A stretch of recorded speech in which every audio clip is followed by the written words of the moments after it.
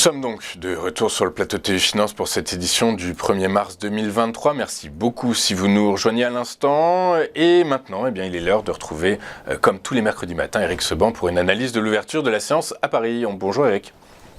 Bonjour. Bonjour, merci beaucoup Eric d'être avec nous ce matin. Vous êtes trader, formateur et coach. Eric, ce matin, publication des indices manufacturiers, PMI manufacturiers, non manufacturiers en Chine qui confirment la reprise de l'économie chinoise. Du coup, ça apporte un peu de visibilité sur le moyen long terme. Ceci étant, comme vous nous l'expliquez depuis de nombreuses séances, le DAX poursuit sur son mouvement de latéralisation entre les bornes calculées à 15 150 et 15 600. Du coup, j'imagine que le mouvement devrait être le même malgré cette visibilité nouvelle apportée par les indices PMI en Chine.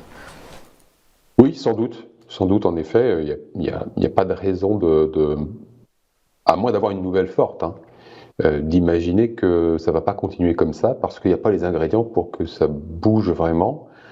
On l'a dit et répété plusieurs fois, les gérants ne sont pas de la partie, donc le volume qu'ils peuvent générer, rappelons-le, c'est un volume d'intérêt, pas un volume de contrainte chez les gérants. Ils ne sont pas obligés de sortir de position, sauf s'ils ne sont pas protégés, que le marché se met à baisser fortement.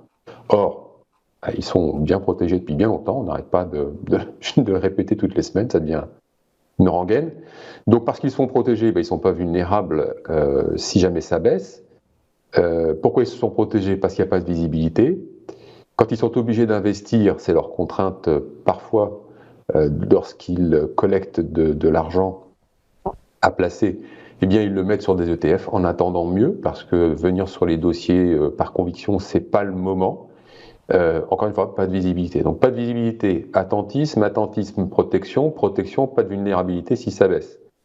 Autrement dit, vous l'avez vu à plusieurs reprises, on est venu, j'ai mis des points noirs sur le graphique, il y en a beaucoup, qui délimitent la zone de latéralisation dont vous parliez à l'instant. À chaque fois qu'on est vu sur 15 300, le gros niveau, c'est 15 320. Alors après, on fait les incartades en dessous, mais globalement, c'est celui qu'on préserve en clôture. On est retourné le chercher encore hier matin à l'ouverture, et puis on a rebondi immédiatement, 150 points en quasi ligne droite. Cette nuit encore aussi, on a ouvert dessus dans la zone, je rappelle, le DAX ouvert à 1h15 précisément. Et puis, c'est déjà pas loin de 110 points de hausse depuis cette nuit. Donc, à chaque fois qu'on vient dans la zone 300, à chaque fois on rebondit. Voilà, c'est systématique. Alors, on peut voir aussi que, justement, les rebonds sont un peu moins hauts que les semaines précédentes. Donc, la zone tend à se rétrécir au niveau de l'amplitude, ce qui est pas mal, parce que ça permet aussi d'avoir une volatilité intraday qui se réduit, ce qui est appréciable parce que on a vécu, enfin moi en tout cas, j'ai vécu 15 jours un peu compliqués pour travailler en intraday. Après, ça c'est moi, je veux dire, tout le monde n'utilise pas les mêmes stratégies que moi, donc il y en a peut-être qui ont adoré ces périodes un petit peu de chaos. Mais là, le fait que les choses redeviennent, pour moi, habituelles, dans un rythme habituel, me permettent de travailler plus facilement. Et ce retour à une volatilité intraday, encore une fois, parce que sur les options, elle reste stable. On a pris un petit pourcent, mais voilà, c'est vraiment, c'est pas une nouvelle. On continue de se protéger, voilà, c'est tout. Donc il n'y a pas grand-chose. Personne ne se découvre, voilà, personne n'est dupe. On est tout en haut, mais il ne s'agit pas non plus de penser que tout va bien, parce qu'en définitive, sur le fond, puisque de toute façon, sur le plan graphique, on n'a rien à se mettre sous la dent, il n'y a pas d'indication particulière, il n'y a pas de directionnel, à part un directionnel latéral, c'est tout. Mais en tout cas, on ne sait pas si la hausse peut se poursuivre ou elle peut baisser. Alors sur le plan de la théorie de chartiste, les probabilités sont plutôt, en effet, de voir une sortie par le haut, mais ça, c'est la théorie.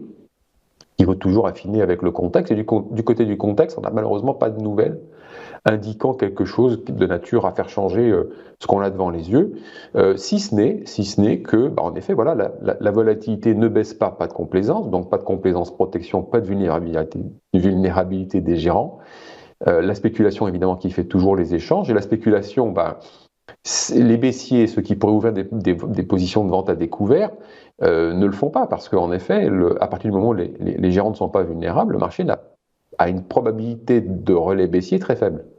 Donc, en effet, on ne se précipite pas dans les initiatives de vente à découvert, ce qui laisse le champ libre aux haussiers, voilà, pour continuer. Alors évidemment maintenant, ça c'est une explication un peu simpliste, on voit bien qu'on tape le haut et le bas du range, parce qu'en fait c'est les seuls repères forts qu'on a dans la zone et qui permettent de travailler. Et en effet, la probabilité de sortir par là est la plus forte, mais avec, comme on l'a eu précédemment, probablement un cran au-dessus, parce que le relais, pour le relais, on ne voit pas d'où il pourrait venir, tout simplement. Il y a pas, le relais à la baisse, on sait d'où il ne peut pas venir. Le relais à la hausse, on sait aussi d'où il ne peut pas venir. Et le simple fait qu'on n'ait pas de vendeur à découvert peut, comme ça s'est passé précédemment, faire monter le marché, mais pas très haut. Ok, très clair. Vous nous dites, Eric, que cette configuration actuelle sur le DAX laisse le champ libre aux haussiers. Est-ce qu'on ne peut pas remonter un petit peu les bornes hautes et basses de ce canal, en les calculant, en les mettant à 15 400? J'ai sous les yeux, vous savez, vous nous parlez souvent de la volatilité implicite des actions, les contrats futurs sur le DAX. J'ai l'impression que les investisseurs ont relevé légèrement les bornes basses et hautes de ce canal de latéralisation, puisqu'actuellement elles sont à 15 400 et 15 800 points. Oui, alors je ne sais pas comment est faite l'analyse. Moi, ce qui m'intéresse surtout sur les options, c'est le niveau de volatilité. Est-ce qu'il augmente? Est-ce qu'il baisse? D'où il vient? Ça, c'est le plus important. Et puis, à mettre en perspective de où se trouve l'indice à un instant T par rapport à où il se trouvait X semaines. Alors, donc, c'est comme ça qu'on peut faire justement des évaluations de la hausse ou de la baisse de la volatilité, puis je la regarde à plus long terme, 3 mois en avant, 6 mois en avant, pour voir si justement on a des grosses variations, et ça me donne un sentiment de marché. Après, la définition de la bande haute et basse de la zone de latéralisation, je la constate sur le graphique. Les options ne me permettent pas, en tout cas je ne sais pas comment faire pour pour affiner ça, et je dirais que j'en ai pas vraiment besoin, puisqu'il suffit de regarder le graphique pour voir que les niveaux entre lesquels on évolue, c'est des niveaux qui sont tracés depuis des semaines, des mois. 15 320, c'est un petit niveau où je vous disais, on est placé dans le beurre. C'est bizarre, on ne s'est pas arrêté dessus, on n'a pas encore marqué ce niveau. Pourtant, c'est un niveau qui sera fort. Et vous voyez que le temps donne raison à ce niveau, comme aux autres. C'est-à-dire qu'en fait, si vous regardez bien les zones, qu'elles soient bleues, qu'elles soient marron, qu'elles soient grises sur mon graphique, elles correspondent toutes à des unités de temps différentes. Et ce sont des niveaux de chartistes qui parfois sont très anciens. Mais le marché agit. Les opérateurs connaissent ces niveaux, les gros évidemment, vont forcément agir sur ces niveaux. Et c'est leurs actions qui vont justement répéter le support, la résistance. Donc la zone, elle est très large, elle part de 15 000, si on veut prendre les points bas et les points hauts, 15 000, 15 600, voilà, c'est 600, mais on tend à réduire plutôt entre 15 320 et 500, 560, c'est un peu la borne haute. Après, qu'on prenne 400, c'est un peu du pareil au même. De toute façon, le non directionnel est constaté, quelles que soient les bornes de range qu'on prenne. Et puis, ces bornes, elles vont avoir plus ou moins d'intérêt en fonction de l'instrument qu'on va travailler. Si on travaille l'option, par exemple, on va plutôt prendre des bornes qui vont être un peu larges, de manière à se laisser le temps que le sous-jacent évolue conformément au scénario. Et puis si on veut travailler sur de l'intraday, sur un temps beaucoup plus court, alors on va plutôt chercher des petits écarts et on va prendre des bandes qui sont plus rapprochées. Ouais, je comprends bien. Une dernière chose, donc on comprend bien actuellement la configuration technique sur le DAX favorise l'intraday. Tout à l'heure, dans un peu moins de 3/4 d'heure, seront publiés les PMI, le PMI manufacturier en Allemagne, l'évolution du nombre de chômeurs, et un peu plus tard dans l'après-midi l'inflation. Ça peut faire office de catalyseur à la hausse ou à la baisse, j'imagine, mais dans des petites proportions et sur des unités de temps très courtes, j'imagine. Oui, c'est ça, exactement. C'est-à-dire qu'en fait, les news aujourd'hui, je dis aujourd'hui parce que par le passé, ça a toujours été comme ça. À chaque fois qu'on avait des news, à chaque fois qu'on avait un discours de la BCE, ou bien, enfin bref, des annonces de banque centrale, même s'il n'y avait pas des annonces fortes, il suffisait que le discours soit prononcé pour que ça fasse bouger le marché très fortement. Ça fait des pics de volatilité. Je disais aussi que depuis le Covid, en fait, les news, tout le monde s'en fichait, ça provoquait plus rien. Puis là, c'est le retour en grâce des news, donc avec des excès, j'ai vu des choses qui sont assez surprenantes au niveau des échanges pendant les nouvelles. Donc c'est vraiment quelque chose qui est attendu par les gros faiseurs, ça c'est sûr. Il y en a qui en profitent parce qu'avec peu de contrats, ils peuvent faire décaler le marché. Ça se calme un petit peu, c'est ce que je vous disais aussi. Est-ce qu'ils se sont fait repérer? Ça, je sais pas. Mais bon, en tout cas, ils sont plus là depuis 2 jours, c'est déjà une bonne nouvelle.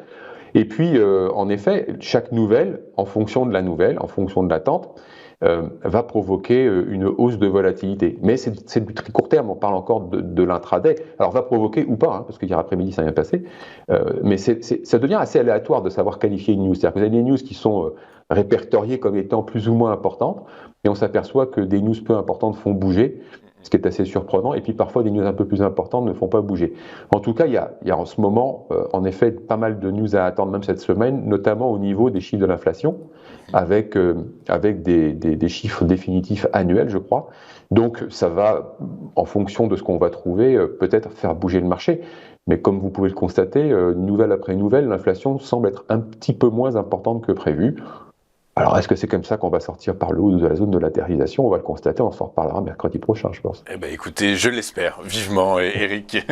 Merci beaucoup, Eric, d'avoir été avec nous ce matin. Vous êtes trader, formateur et coach, et effectivement, vous nous accompagnez tous les mercredis pour décrypter pour nous, eh bien, l'ouverture et les premiers échanges à la bourse de Francfort, un marché qu'il convient de travailler plutôt en intraday. Merci beaucoup, Eric, d'avoir été avec nous ce matin.